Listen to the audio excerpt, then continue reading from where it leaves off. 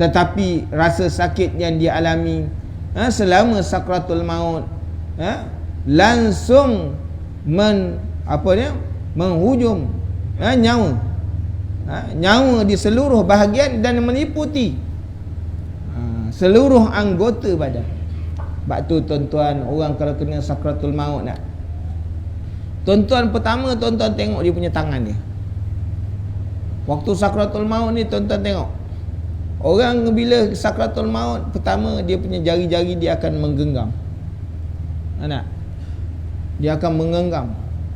Kerana tuan-tuan, ni roh nak cabut dia punya nyawa tau. Roh nak cabut dia tubuh badan tau. Bayang tau. Itu kalau orang-orang yang baik tau. Bagaimana orang yang kalau dia buat maksiat, roh ketika mana diperintah oleh malaikat maut suruh keluar, dia tak nak keluar. Dipukul dia lari kepada tempat-tempat. Lari dia. Nak keluar daripada kaki tidak mengizinkan. Allahu Akbar. Nak lari, nak keluar daripada tangan, tak diizinkan. Bagaimana tuan-tuan? Waktu orang tengok. Yang keduanya, kalau kita lihat orang dalam sakratul maut ini, semua kulit-kulit dia kan, maka akan jadi berkedut.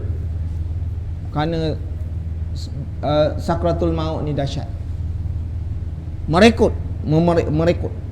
Satu, dia menggenggam sehingga maknanya kulit-kulit ni jadi berkedut. Kerana sakratul maut dahsyat tuan-tuan. Kan? Dahsyat. Sehingga ada yang berbuih-buih mulut. Kan? Ada yang sampai terkeluar lidah. Kan? Ada yang sampai maknanya terbeliak mata. Kenapa? Sakit sakratul maut. Ni kita boleh lihat. Kita gambar, boleh tengok orang orang meninggal dunia, maka kita akan tengok berbagai-bagai rupa bentuk mayat. Cukuplah dengan kita melihat orang yang meninggal dunia ni, ketika mana dia saat dia mati, menjadi iktibar kepada kita. Kalau kita mati punya mana, dengan amalan yang tak ada. Kan? Bayangkan. Rasulullah sallallahu alaihi wasallam menggambarkan dua je. Orang sakratul maut ni tuan-tuan dua je. Cukuplah dengan dua ni menjadi ingatan kepada kita. Pertama, orang yang menghadapi sakratul maut ni, dia akan rasa lapar dan dia akan rasa dahaga.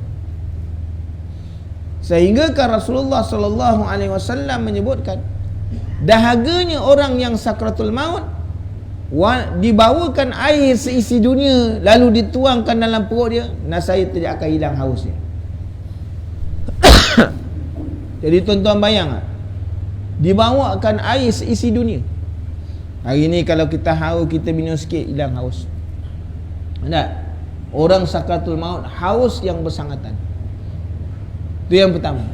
Yang keduanya, orang yang sakratul maut dia akan menghadapi lapar yang bersangatan. Sehingga kan kalau dituangkan makanan yang ada seisi dunia, nasaya tidak akan hilang lapar dia. Tuan-tuan gambar tak macam mana? Kita lapar, kita makan tak kenyang-kenyang.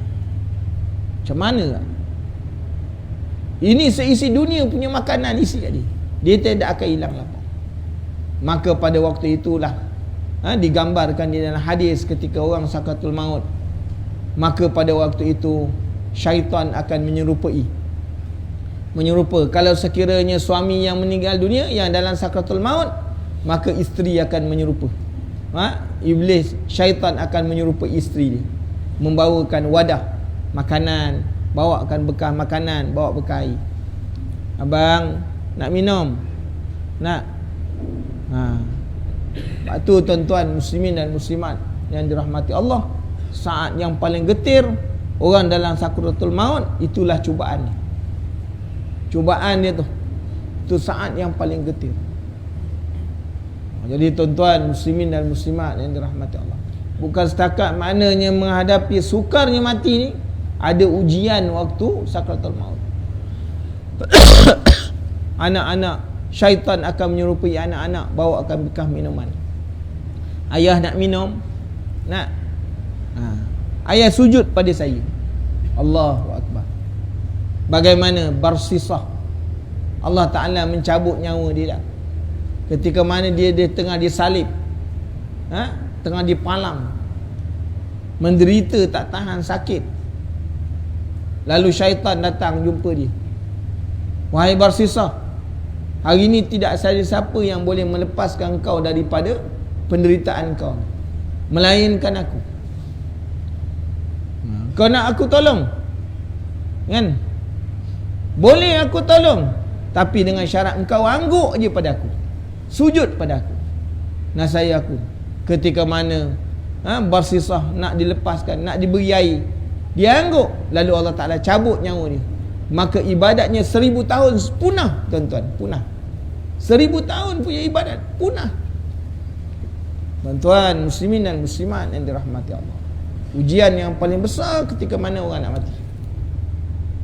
Sebab tu kita tengok, mati ni bukan setakat mati je, ujian ni ada. Ujian ketika sakaratul maut ni besar. Bayangkan kalau hidup hari ni kita tidak ada amalan yang boleh membantu waktu kita nak mati. Tidak ada maknanya amal-amal baik yang boleh nak membantu kita nak mati. Jadi kita bayangkan, tuan-tuan, muslimin dan muslimat